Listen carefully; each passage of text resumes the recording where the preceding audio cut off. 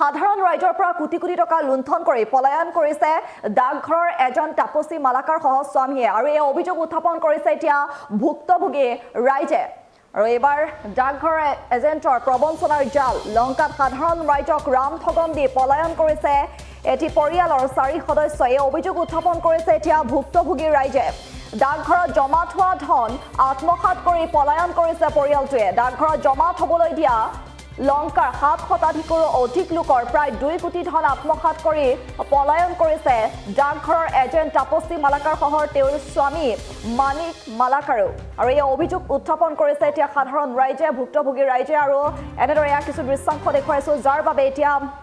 প্ৰতিবাদ সাব্যস্ত কৰিছে একাংশ ভুক্তভোগী ৰাইজে লংকাত সাধাৰণ ৰাইজক এনেদৰে ৰাম ঠগন দি পলায়ন কৰিছে এটি পৰিয়ালৰ 4 সদস্যই ডাকঘৰত জমা থোৱা ধন আত্মসাৎ কৰি পলায়ন কৰিছে পৰিয়ালটোৱে এই অভিযোগ উত্থাপন কৰিছে একাংশ ৰাইজে এতিয়া ভুক্তভোগী ৰাইজে অভিযোগ উত্থাপন কৰিছে ডাকঘৰত জমা থবলৈ দিছিলে কোটি কোটি টকা ধন আত্মসাৎ কৰাৰ এতিয়া অভিযোগ উত্থাপন হৈছে 7 শতাধিকৰো অধিক লোকৰ প্ৰবঞ্চকৰূপী ডাকঘৰৰ এজেণ্ট তাপসী মালাকাৰ আৰু তেওঁৰ স্বামী মানিক মালাকাৰৰ বিৰুদ্ধে এই অভিযোগ এতিয়া উত্থাপন কৰিছে সাধাৰণ ৰাইজ ব্যৱসায়ীৰ পৰা ডাকঘৰত জমা কৰাৰ বাবে সংগ্ৰহ কৰিছিলে বৃহৎ পৰিমাণৰ ধন ৰাখি আৰু শেহতীয়াকৈ জমা ধন বিচাৰি নোপোৱাৰ লগতে পৰিয়ালটোৰ পলায়নৰ বাতৰি লাভ কৰাৰ পাছতে এতিয়া প্ৰবঞ্চিত লোকসকলৰ মাজত এক হাহাকাৰময় পৰিস্থিতিৰ সৃষ্টি হৈছে আৰু যাৰ বাবে এনেদৰে ওলাই আহিছে সাধাৰণ ৰাইজ ভুক্তভোগীসকলে ইতিমধ্যে আৰক্ষীক অৱগত কৰিছে এজাহাৰ দাখিল কৰিছে বৰ্তমান প্ৰবঞ্চিত লোকসকলে লংকা ডাকঘৰত সমগ্ৰ বিষয়টি অৱগত কৰাৰ লগতে প্ৰবঞ্চক পৰিয়ালটোৰ বিৰুদ্ধে দাখিল কৰিছে এজাহাৰ আৰু কিছু দৃশ্যাংশ দেখুৱাইছো এনেদৰে এতিয়া সাধাৰণ ৰাইজক ৰাম ঠগন দি পলায়ন কৰিছে ডাকঘৰৰ এজেণ্ট তাপসী মালাকাৰ সহ তেওঁৰ স্বামী মানিক মালাকাৰে এই অভিযোগ উত্থাপন কৰিছে এতিয়া ভুক্তভোগী ৰাইজে 2 পুত্ৰ ক্ৰমে সুমন মালাকাৰ আৰু ৰামকৃষ্ণ মালাকাৰেও ব্যৱসায়ী সাধাৰণ ৰাইজৰ পৰা ডাকঘৰত জমা কৰাৰ বাবে বৃহৎ পৰিমাণৰ ধন ৰাখি সংগ্ৰহ কৰিছিলে আৰু শেহতীয়াকৈ জমা ধন বিচাৰি নোপোৱাৰ লগতে পৰিয়ালটোৰ পলায়নৰ বাতৰি যেটো লাভ কৰাৰ পাছতে প্ৰবঞ্চিত লোকসকলৰ মাজত এক হাহাকাৰময় পৰিস্থিতিৰ সৃষ্টি হৈছিলে যিহেতু টকা ধন জমা থবলৈ দিছিলে তাপসী মালাকাৰ যি ডাকঘৰৰ এজেণ্ট তাপসী মালাকাৰ আৰু তেওঁৰ স্বামী মানিক মালাকাৰ লগতে 2 পুত্ৰ ক্ৰমে সুমন মালাকাৰ আৰু ৰামকৃষ্ণ মালাকাৰক ব্যৱসায়ী সাধাৰণ ৰাইজৰ পৰা ডাকঘৰত জমা কৰাৰ বাবে যেটো ধন জমা ৰাখিছিলে সংগ্ৰহ কৰিছিলে আৰু শেহতীয়াকৈ সেই জমা ধন বিচাৰি নোপোৱাৰ লগতে পৰিয়ালটোৰ পলায়নৰ যি বাতৰি লাভ কৰিছিলে প্ৰবঞ্চিত লোকসকলৰ মাজত তাৰ পাছতে এক হাহাকাৰময় পৰিস্থিতিৰ সৃষ্টি হৈছিলে আৰু বৰ্তমান প্ৰবঞ্চিত লোকসকলে লংকা ডাকঘৰত সমগ্ৰ বিষয়টো অৱগত কৰাৰ লগতে প্ৰবঞ্চক পৰিয়ালটোৰ বিৰুদ্ধে এখন এজাহাৰো দাখিল কৰিছে আৰু ভুক্তভোগীৰ কিছু মন্তব্য আছে সেই মন্তব্য এই মুহূৰ্তত আগবঢ়াম হল কি মানে এখন কাজিন আছিল পইচা ল'বলৈ আমাৰ পইচা কালেকশ্যন কৰে সেই মানে ধৰি লওক আজি বহুত বছৰ দি কালেকশ্যন কৰি আছে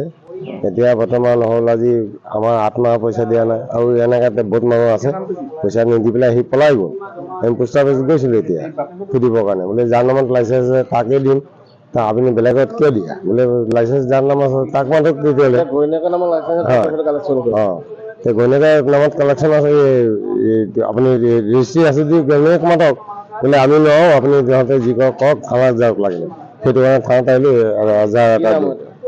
মালাকাৰ মালিক মালাকাৰ সুমন মালাকাৰ তেওঁলোকে পইচাটো সিহঁতে বাই ককাই 2জন আৰু পিতেক তেওঁলোকে পোষ্টেলতে এমপ্লয় নহয় নাই মিছেছৰ নামত মানে পইচাটো উঠাইছে কালেকশ্যনটো উঠাইছে আপোনাৰ কিমান দিনৰ পইচা জমা মোৰ 11 মাহ তাৰো আছে 11 মাহ তেনেকৈ বহুত কিমান মানুহ আছে এই ধৰি লওক মই কমচে কম বহুত হ'ব হল কি যোৱাকালি খবৰ পালোঁ যে আপোনাৰ মানিক মালাকাৰ নামৰ এজন পোষ্ট অফিচত যোনে ৰেকাৰ্ডিং বহীত পইচা তোলে আমাৰ পৰা লংকাত প্ৰায় 600 মান বহি হ'ব তাৰ পৰা ডেইলি দিন পোষ্ট অফিচৰ কালেকশ্যন তোলে আৰু মাহেককৈ এদিন জমা হয় ৰেকাৰ্ডিঙৰ বহি পইচা গোটেইখিনি পইচা মাৰি পলায়ন কৰিছে লংকাৰ পৰা প্ৰায় মিনিমাম আপোনাৰ 600 বহীত বহুত টকা মানুহৰ ইয়াৰ পৰা অনুমানিক 1.5 পৰা 2 কোটি টকা আৰু বেছি তাৰ ওপৰতে হ'ব আমিতো একজেক্ট ক'ব নোৱাৰোঁ কাৰণ 600 পৰা 700 বহি তাত আছে লংকা চবৰ পৰা পুৰণা কালেকশ্যন এই কৰে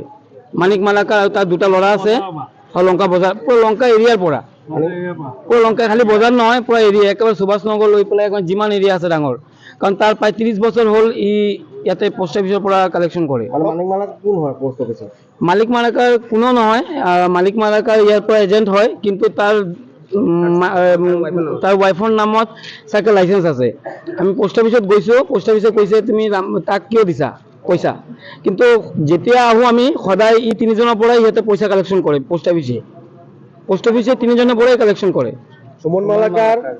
ৰামকৃষ্ণ মালাকাৰ, সুমন মালাকাৰ, ৰামকৃষ্ণ মালাকাৰ আৰু মানিক মালাকাৰ। মানিক মালাকাৰ হ'ল তাৰ দেউতাৰ দুটা ল'ৰা হ'ল। তেওঁলোকে পইচাটো কালেকশ্যন কৰি পোষ্ট অফিচত জমা দিয়ে। পোষ্ট অফিচত জমা দিয়ে। এতিয়া কিমান দিন হ'ল জমা নিদিয়া? এতিয়া মোৰ আছে যেনেকৈ 3 মাহ, এই দাদাহঁতৰ আছে 6 মাহ, কেউ 1 মাহ। যিকোনো খবৰৰ বাবে যোগাযোগ কৰক 7099017330 লগতে 7099017110 নম্বৰত।